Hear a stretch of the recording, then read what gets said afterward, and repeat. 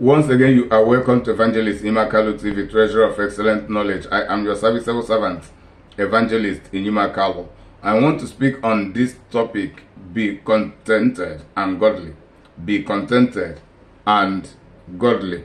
Remember, I have written a book on this topic, Living a Contented Life, from Points of Reality. Living a contented life. What does this mean? Living a contented life. Be contented and godly. Let me read the book of 1 Timothy chapter 6. I'll be reading from verse 3 and I will read it up to verse 11.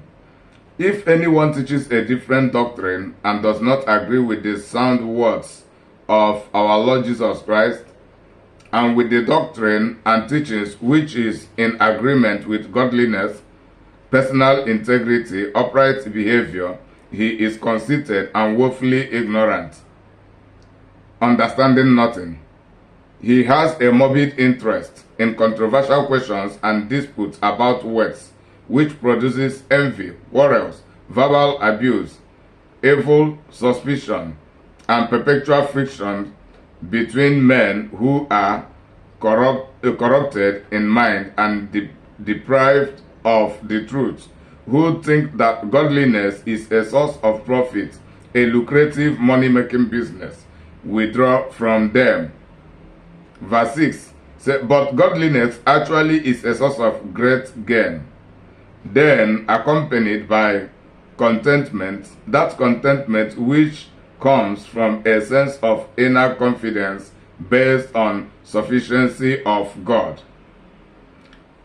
For we brought nothing into the world, so it is clear that we cannot take anything out of it either. But if we have food and clothing, with this we will be content. But those who are not financially ethical and crave to get rich with a compulsive, greedy longing for wealth fall into temptation and a trap, and into many foolish and harmful desires that plunge people into ruin and destruction, leading to personal misery.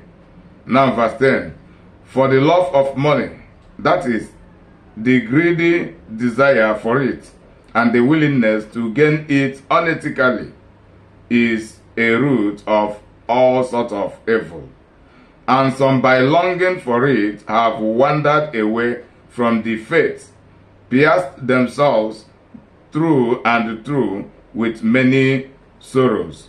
Verse 11, he said, but as for you, O man of God, flee from these things, aim at and pursue righteousness, true godliness, moral conformity to the character of God, godliness, the fear of God, faith, love, steadfastness, and gentleness. Compare it to 2 Timothy chapter 3 verse 17. So, godliness, be godly and be contented. The reason I come up with this topic now is a question was thrown at me during one of my teachings a few days ago. So the question is the record of the Bible according to a verse from where I have read that being contented with godliness, and the Bible stating that we came into this world with nothing, and definitely we should leave this world with nothing. He said when we have clothing and have food, that should be okay for us to be contented and be godly. So the person asked me this question, does it mean that Christians should live in poverty as a means of being contented and godly? So the person asked me this question, by assuming what should the Bible mean to ask people to have clothing and the food and be contented with it?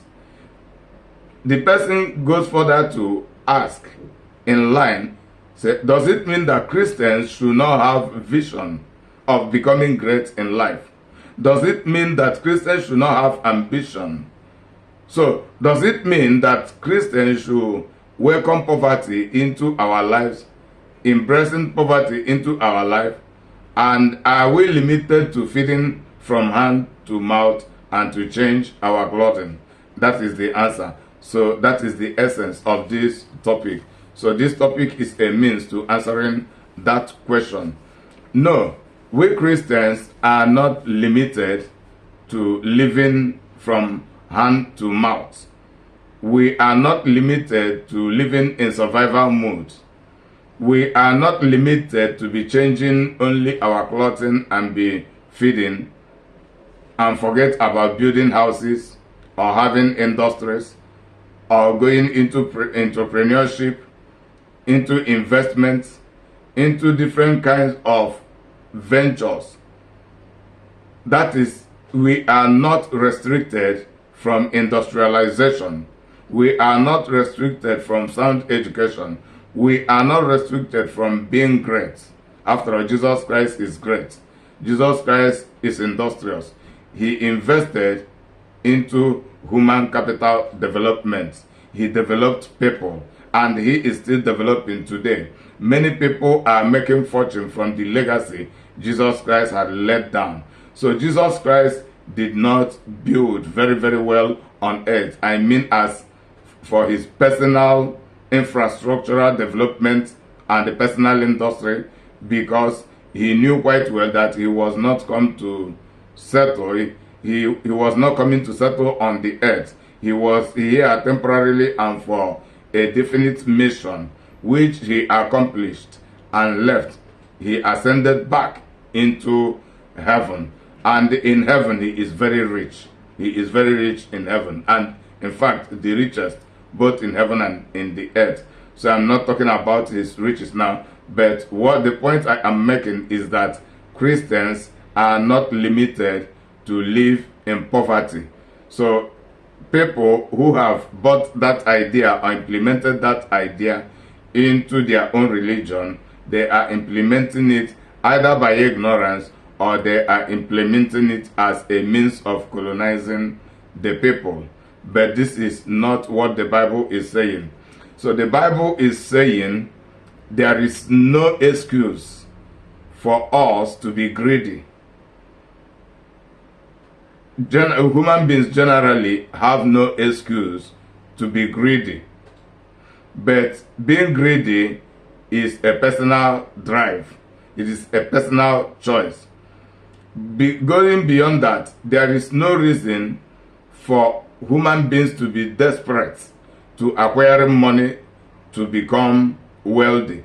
There is no justifiable reason for it, because being desperate to acquiring money lead to being unethical to making money. It makes those who are desperate to become criminal in making money, and any money made by criminality affects the victims of the criminality. Some people must be victimized for the criminals to make their money. At times, they will terminate the life of others for them to make the money and get rich. So, the greedy people fight for dominance. It is the greedy people that make this world to be a chaotic place. And it is all about acquisition. Who will get what? The First World War, the Second World War, all of the war going on, it is all about fight for dominance. Who will get what? This is the same thing still going on in different parts of the world today. But Jesus Christ, Apostle Paul, and the Bible is saying, even if others will make that mistake, we who are Christians should not make that mistake. Then he said, if we have clothing, remnant, which is clothing and food, we should be contented. This does not mean we should not be ambitious as Christians. It does not mean that we should not have our goals. It does not mean we should not plan our life and plan for our future. It does not mean we are not to build great future for ourselves. It only means that even in our poorest states, even in our poorest states, likewise every other human being, even in our poorest states, that should not be a reason we should go out of ethical means to becoming great. All the Bible is saying is that we must live within the boundary of godliness in pursuing the greatness. We should not develop the get rich quick mindset, get rich quick syndrome that make people to engage into different kinds of criminality. It is talking about being diligent, being disciplined enough, being patient enough with God. It is called godly patience. To be godly patient, to discipline ourselves, to comport ourselves, to live within and below our means, then pursuing for the greater future. Some people go into criminality, into systems of get rich quick syndrome.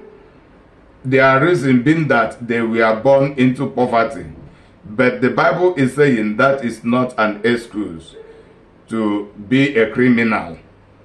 Born into poverty means that you are called. It is your calling. That poverty is an indication of your calling, just as it is my indication of my calling. I was born into poverty, but I have aligned to the principle of being godly and contented. So that means, as someone who is born into poverty, I should not remain into poverty. And I don't have to be stealing because I want to move out of poverty. I don't have to be a criminal of any kind because I want to live above poverty. It means I must be creative. It means poverty is my enemy. It means poverty had held me down. It means that I will not remain down. It means I must get up. It means I will not allow poverty to continue to detect the tone of my music. It means that when poverty is playing its tone, I should not continue to dance according to the tone of poverty. It means that what I experience, I will not pass it over to my children. I will not pass it over to the next generation. Then the poverty as a part of my calling is a school to me. Poverty has educated me so well to the extent that I can educate people of the dangerous powers of poverty. I can also educate people and educate them out of poverty. So this is what it means. The Bible is saying, even if you are born poor, it is not a justifiable reason to be breaking the law of God, the law of contentment, the law of protection, the law of discipline, the law of moderation. We should not be breaking it as a result, even in our lowest state of poverty. It means we should be whom we are. God does not make mistake for us to come into this life. So any state we get ourselves as the children of God, as humanity in general, it means that we are called to bring changes. All of us are leaders. Leaders are people who bring inspiration. Leaders are people who bring revelations. Leaders are people who bring changes. Positive changes. I'm not talking about negative changes. Leaders are people who see things going wrong and they see it as a challenge. Then they will stand to oppose the wrongdoing, and the poverty is one of them, one of the greatest among the wrong things that happens to humanity. So leaders think on how they should face poverty, fight against poverty, and conquer poverty genuinely. Many people have done it in the Bible. Joseph did it, he succeeded. David did it, he succeeded. Daniel did it, he succeeded. Mordecai did it, he succeeded. A lot of them who live godly life and they became great financially, otherwise. Abraham was rich. Abraham was not born rich, but he became rich. He lived godly and contented life. He passed that richness to his generation, to Isaac, more especially. Then Jacob, as a result of his duplicity, he duped his brother Isaac and later ran away. But he became a born again in the process. He lived a godly life and God settled him. God settled him. So it is possible. Even in our present days, we can witness some people. I can make a boast of somebody like Dr. Charles Maduka. Cosmos Maduka, sorry. Dr. Charles Apoki. These are men who live godly life, contented life, and they have come out of poverty. I can mention Dr. Emmanuel Olumide. I can mention different people, Joseph Okechukwu. I can mention different evangelists, Fumilayo, the founder of RAPEC. A lot of people, I mean genuine people, I can be confident to tell you that these people live contented life and they have overcome poverty. In my little capacity, I have been living the contented life. And my life today is far better than what it was. And I am still improving, and I will continue to improve throughout my life. The blessings of God make it rich, and it addeth no sorrow. So that is the will of God for us, to have the blessings from Him, to becoming great, and without having negative consequences to suffer for it. Some people think it is not possible, but I am here telling you outrightly that it is possible. It is not something that it is not just a theory. I am a living witness. According in my little capacity, I am a living witness, and by the grace of God, all of us will live long and will continue to see it progressing, living a contented life and being godly. So it is important, living a contented life from points of reality. So, and other books I have, they are all in Amazon, they are all in Prime 7 Media, they are all in different platforms where they are distributed and being sold. It is about educating us and educating us for improvement, empowering the people, building the people. Remember, I am an evangelical author, I am a human capital developer, I am a custodian of Christianity, I am your serviceable servant, evangelist Inyima Akalo. I say bye for now until I come your way once again and very soon.